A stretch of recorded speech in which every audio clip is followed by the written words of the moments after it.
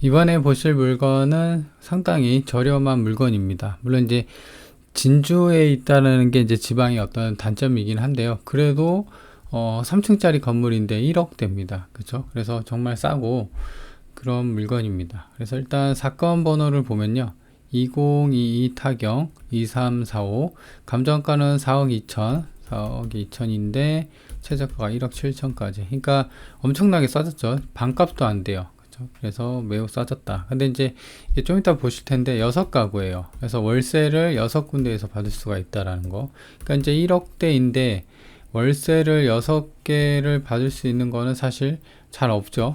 이건 수도권에도 이런 건 없어요. 지방도 이런 거는 잘 보기가 힘듭니다. 근데 경매니까 누구도 이제 4억 2천이 계속 유찰 되다 보니까 지금 1억대까지 떨어진 겁니다. 그래서 해당 물건의 어떤 가장 큰 특징이자 장점이라고 볼 수 있습니다. 종목은 단독주택이고요. 98년, 그러니까 이제 25년 차 건물이에요. 그래서 건물 보면은 이쪽을 경계로, 그렇죠? 약간 색깔이 좀 다른 걸 알 수가 있죠. 그래서 이게 아마도 약간의 이제 부분 보수를 한 것 같아요. 원래 이런 색깔이었는데 요런 식으로, 그죠? 요런 식으로 어떤 이제 이 겉면만, 이 안쪽 그 보여지는 면만 좀 수리를 한 게 아닌가라는 생각입니다. 땅은 63평이고요. 건물이 103평. 그러니까 이제 어떻게 보면 이제 소형 건물이죠. 중소형 건물이라고 할 수 있는 100평짜리고, 주소는 정확한 주소는 경남 진주시 상평동에 있습니다.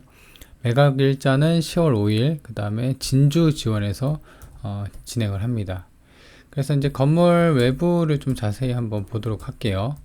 보시면 건물은 이제 해당 경매 물건이 이제 요렇게 있는 거죠. 그래서 입구가 여기 있고요. 그리고 이제 요렇게 있는 게 이제 도로가 있는데 이렇게 차가 되어 있죠. 그래서 옛날 집, 여기가 이제 4m 도로입니다.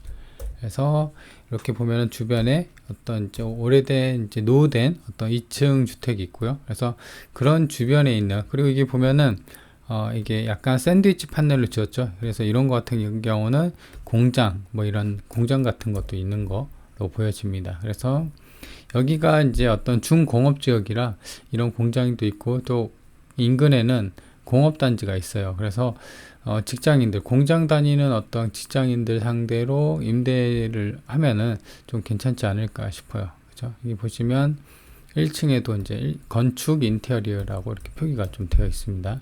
그래서 해당 건물 외관을 한번 보도록 할게요. 여기가 이제 해당 건물인데요. 이 보시면 아까 말한 것처럼 이쪽이, 여기가 이제 로드뷰라 약간 잘리긴 했어요. 근데 이제 보면은 외벽이 조금 멀끔하죠. 이게 이제 지은 지 25년 차인데, 그래서 아마 중간에 좀 부분 보수를 한 게 아닌가 싶어요. 근데 조금 아쉬운 거는 이제 샤시 같은 경우는 이 위에는 이제 하얀 하이샷인데, 이 2층하고 그 다음에 1층 같은 경우는 밤 샤시. 그러니까 옛날에 1990년대, 뭐 80년대 지었던 그런 건물 같은 경우는 하이샤시가 아니라 이제 밤 샤시죠. 그래서 이제 아마도 그때 이후로 샤시나 이런 교체가 이루어지지 않았을까, 이루어지지는 않은 것 같아요. 자, 그렇게 되어 있고, 오른편에는 이제 이런 식으로 주택가가 좀 보이고 있고요. 그리고 이제 아까 말씀드린 것처럼 이제 이 현관이 보이고요. 들어가는 현관이죠. 그래서 여기 현관이 지금 보시면 입구가 여기 있죠.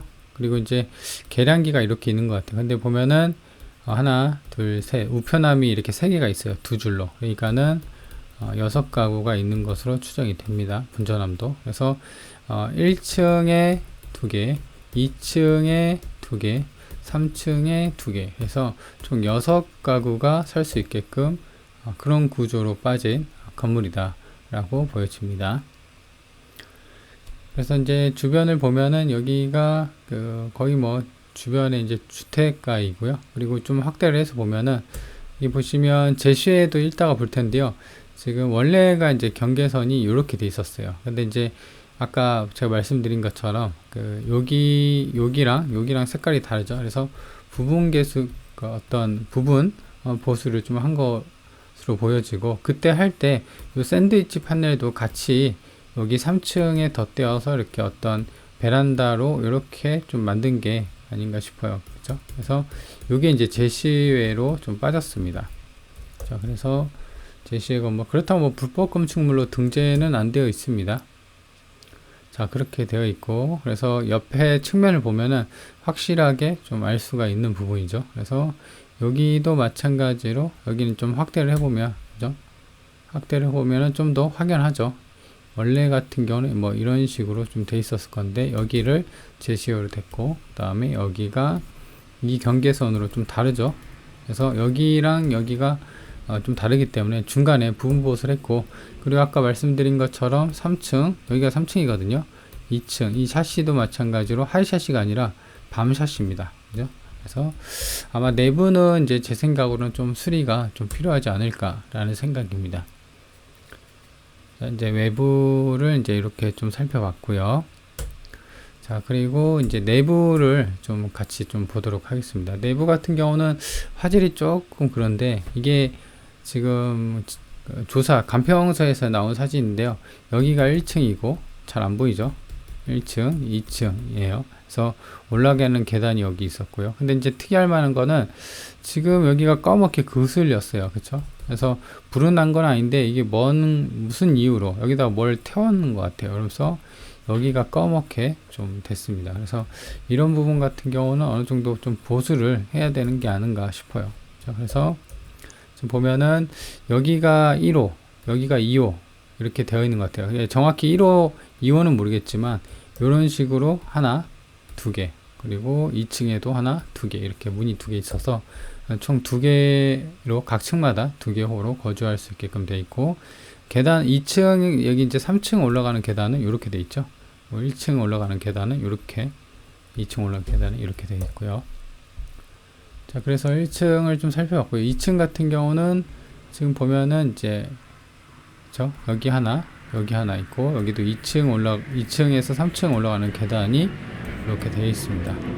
그래서 뭐 지금 보면은 근데 2층 같은 경우는 천장이 이렇게 페인트가 조금 최근에 한 게 아닌가 싶어요. 이것도 마찬가지로. 그래서 이런 부분도 현장에서 좀 체크를 해야 될 부분이다 라고 좀 보여집니다. 그리고 3층인데요. 3층 같은 경우는 계단 올라가서 이렇게 되어 있고, 그리고 이거 제시의 건물이고요. 그렇죠? 그리고 잘 안 보이는데 문이 아마 이쪽이나 그쪽 어디 안에 두 개가 좀 있을 것으로 보여지는데, 지금으로서는 이제 이걸로는 좀 안 보입니다. 또 지금 공구상 신고된 임대차 내역을 보면은 301호도 있고 302호도 있어서 3층에는 두 가구가 사는 걸로 보여져요. 그리고 아까 이게 현관이 있었죠. 그리고 제시의 같은 경우는 요게 있어요. 그렇죠? 여기 이제 계단에 보면 빈 공간이 있잖아요. 우리 빌라나 이런 데도. 그래서 이런 제시의 공간인데, 이거는 이제 보일러실 겸 뭐 창고로 이렇게 쓰여 있다라는 겁니다. 이게 이제 제시의 기억이고요. 니어는 아까 현관이 있었죠. 그렇죠? 현관에서 마주 봤을 때 이거가 이제 어떤 지붕으로 이렇게 해갖고 뭐 이런 식으로 물건을 쌓아두고 그렇게 사용할 수 있게끔 이런 식으로 좀 해놓은 건데, 이게 이제 제시의 니온이고, 여기 같은 경우는 좀 보기가 흉하죠. 뭐 뜯어버리고 아니면은 새로 좀 이렇게 창고식으로 하려면은 좀 이쁘게 샌드위치 판넬 짜서 뭐 그렇게 하는 게 좋지, 요거 같은 경우는 조금 물품이 좀 없어 보입니다. 그래서 이런 부분도 현장에서 좀 디테일하게 체크를 해야 될 부분입니다. 그리고 이제 제시의 디귿은 아까 제가 말한 것처럼 여기가 이제 샌드위치 판넬이 이렇게 있었죠. 그래서 이것도 제시의 디귿으로 빠져 있고요. 그래서 이제 정리를 해보면, 제시의 건물 같은 경우는 먼저 보면은 아까 여기 제시의 건물 기억이 여기 있었죠. 그러니까 이제 여기가 현관이에요. 이거는 이제 1층입니다. 그래서 현관에 들어왔을 때 이 오른쪽에 봤을 때 아까 계단 밑에 있던 게 이게 이제 기억이거든요. 그래서 보면 단층 보일러 및 창고, 여기서 이게 한 평 정도 돼요. 한 평 정도. 제시의 니은 같은 경우는 입구에서 바라봤을 때 아까 뭐 기둥 같은 거 그랬었죠. 목조. 그래서 이것도 마찬가지로 단층 데크 뭐 이렇게 되는데, 이것도 한 3평 정도 됩니다. 그리고 이제 디귿, 요게 이제 디귿이죠. 3층에 이렇게 붙어 있는 거. 요게 이제 13제곱미터니까 4, 3, 12, 한 12평 정도가 되는 겁니다. 저 샌드위치 판넬로 샌드위치 판넬 아니고 조족조네요. 그렇죠? 조족조, 판넬, 지붕 이렇게 되어 있습니다. 그래서 제시의 건물이 이렇게 되어 있고, 그래서 지적도를 좀 보면요. 여기가 이제 아까 말한 것처럼 중공업 지역이에요. 그리고 이 도로가 아까 말한 것처럼 4m 도로였고요. 그리고 제시를 좀 보면은 여기가 아까 그 계단 밑에 보일러실 창고, 정면에 보였던 게 니은, 그 다음에 여기가 이제 리을, 아까 그 3층에 그 판넬로, 조족조 판넬로 있던 그런 거였습니다. 그래서 제시는 받고 층별 안내도를 볼게요. 총 6가구예요. 그래서 1층에 2개, 2층에 2개, 3층에 2개. 그래서 각각 2개씩 해서 총 6가구인데요. 평수는 뭐 34평 이렇게 돼 있는데, 아까 여기 그 3층에 제시의 건물이 12평 정도 있었잖아요. 그래서 대략 34평으로 좀 봐도 무관하지 않을까 싶어요. 각 층마다. 그래서 층별 안내도는 이렇게 좀 보여지고요. 그리고 위치도를 볼 텐데, 보면 위치가 본권 여기 있고 바로 아래 이제 난강이 이렇게 크게 흐르고 있어요. 그래서 어떤 이제 운동 삼아 조깅하거나 아니면 어떤 이렇게 잠깐 나와서 마실 나올 목적으로 이렇게 운동하기에는 괜찮은 또 장소가 바로 옆에 있다는 거. 그리고 이제 보면 본권 바로 위로 버스 정류장이 있는데 이게 300m, 그러니까 한 4분 정도만 걸어가면은 여기서 이렇게죠. 걸어가면 버스 정류장이 당도합니다. 그리고 이제 본권 같은 경우는 인근에 다른 집들도 마찬가지지만 주차장이 많이 부족하죠. 그래서 주차에 대한 차가 있다고 하면 사실 외부 주차를 이용하거나 이런 공원 같은 데 있죠. 그래서 그런데 외부 주차를 해야 된다는 게 해당 물건의 주차의 어떤 단점입니다. 근데 보면은 그 아까 주변에 봤던 것처럼 어떤 다 부족합니다. 그렇죠? 그래서 이 동네만의 특징이다 라고 보여지고, 그리고 한 가지 좀 특징인 거는 이게 모텔이 앞에 있고, 그 다음에 아까 제가 말한 것처럼 어떤 그 주변에 공장 같은 게 좀 있었어요. 일동건설도 있네요. 무슨 건설 회사도 있고, 그죠? 그래서 음식점도 있고요. 그래서 어떻게 보면은 이렇게 좀 그러니까 사람 사는 데랑 이렇게 상업, 모텔이랑 그다음에 공장이랑 이렇게 좀 복합적으로 몰려있는 그런 동네의 지은 지 오래된 구축 건물이라는 것을 알 수가 있습니다. 그리고 좀 더 축소를 해보면요. 본권이 여기 있고, 아까 말한 것처럼 이게 난강이죠. 그리고 위쪽으로는 진주 상평 산업단지가 있어요. 그래서 여기에 대한 어떤 직장인들, 그렇죠, 왔다 갔다 하는 출퇴근을 노리는 이런 임대 전략을 좀 피는 것도 괜찮아 보입니다. 그리고 아래쪽에는 이제 진주 IC가 있어서 이게 남해 고속도로예요. 순천에서 부산까지. 진주 휴게소도 이제 이렇게 돼 있고, 그 다음에 또 아래쪽으로는 2025년 예정이긴 한데 진주 시외버스 터미널이 이쪽에 있습니다. 그리고 경상국립대학교가 이쪽 아래쪽에 또 있고요. 그리고 최하단에 보면은 진주역이 있습니다. 그래서 진주역 기점으로 2km 정도 떨어져 있거든요. 그러니까 2km면 차로 뭐 한 10분, 15분이면, 그러니까 한 5분, 10분이면 갈 거예요. 5분, 10분이면은 당도할 어떤 진주역에 있다라는 겁니다. 그래서 2km 근방에 지금 버스터미널 국립대학교도 있고, 진주 IC도 있고, 산업단지, 그리고 지금은 안 보이는데 여기 근방에 진주시청이 있습니다. 그렇죠? 그래서 지금 보면은 완전한 시내권 아니죠. 진주시청이나 이런 쪽이 시내권인데 여기서는 좀 떨어져 있고, 다만 이제 어떤 산업단지가 가깝기 때문에 이런 직장인들 대상으로 임대를 좀 맞추는 게 좋을 것으로 이제 보여지는 그런 경매 물건이다. 그리고 이제 월세가 중요한데요. 왜냐면 6가구니까 6집에서 월세 받잖아요. 그래서 본권이 여기에요. 요건데 좀 위로 떨어져 있는데 이게 지금 10년 이내고 128만원으로 월세가 나왔습니다. 9평 정도. 본권은 제가 계산해보면 한 15평 정도 돼요. 그래서 투룸으로 해서 한 건데 평수도 본권보다 좀 작고, 다만 이제 좀 최신식이죠. 그리고 풀옵션의 원룸인데 128만원이다. 요게 이제 하나 나왔었고요. 그리고 또 한 가지 인근에 보면은 아까는 요거였죠. 근데 이제 좀 떨어진데 숫자 2라고 표기가 되어 있는데 본권이 여기고 좀 떨어져 있는 데가 15년 이내, 그러니까 본권은 25년이죠. 그러니까 본권보다 한 10년 정도 신축이고, 그리고 10평 정도, 좀 작죠. 한 5평 정도 풀옵션 갖춰져 있고, 원룸이 220. 그러니까 이 동네가 이제 사실 보면은 그렇게 건물이 없었잖아요. 그래서 이렇게 좀 구축 건물의 월세가 상당히 좀 저렴한 축에 30만원 미만에 축한다라는 겁니다. 그래서 보면은 지금 인테리어가 이렇게 되어 있는데 뭐 깔끔하게 되어 있죠. 바닥이랑 벽면, 등, 그 다음에 TV, 뭐 이렇게 싱크대, 붙박이장이, 거실, 냉장고도 있고, 싱크대 뭐 이런 식으로 되어 있습니다. 그래서 이런 게 이제 220이고, 그래서 이런 걸 감안한다고 하면 본건은 이거보다 더 크죠. 15평 정도죠. 투룸이고. 그래서 이제 그런 걸 감안한다고 하면 그래도 월세는 25에서 지금 이제 20이니까 원룸이 25에서 30 정도는 받지 않을까라는 생각입니다. 그래서 일단은 최소한으로 25로 잡고 좀 계산을 했거든요. 근데 이제 그 전에 임차인, 세입자의 현황을 좀 봐야 됩니다. 최선순위 일정이 2019년 11월 25일이에요. 이게 이제 말소 기준 권리잖아요. 그래서 보면은 302호, 301호, 2층 오른쪽 201호, 그 다음에 202호. 그래서 1층에 대한 거는 그 신고나 현황으로 조사된 건 없어요. 아까 보셨다시피 1층 같은 경우는 그 벽면에 그을음이 좀 있었잖아요. 그래서 그런 것 때문에 사람을 좀 안 살게 했지 않았나, 뭐 이런 생각이 좀 들 정도의 어떤 1층은 그런 어떤 그런 조사된 게 없고요. 그래서 2층하고 3층인데 보면은 말소 기준 권리, 그러니까 최선순위 설정일이 11월 25일이란 말이죠. 그래서 보면은 이제 전부 다 28일, 26일, 21일. 요거는 이제 그 현황 조사했을 때 이모 씨 같은 경우는 이 사람만 좀 체크해 볼까요? 빠른 사람. 그리고 쭉쭉 내려보면은 21일 이 사람만. 그렇죠? 근데 이제 보면은 2016년 이거 16년이에요.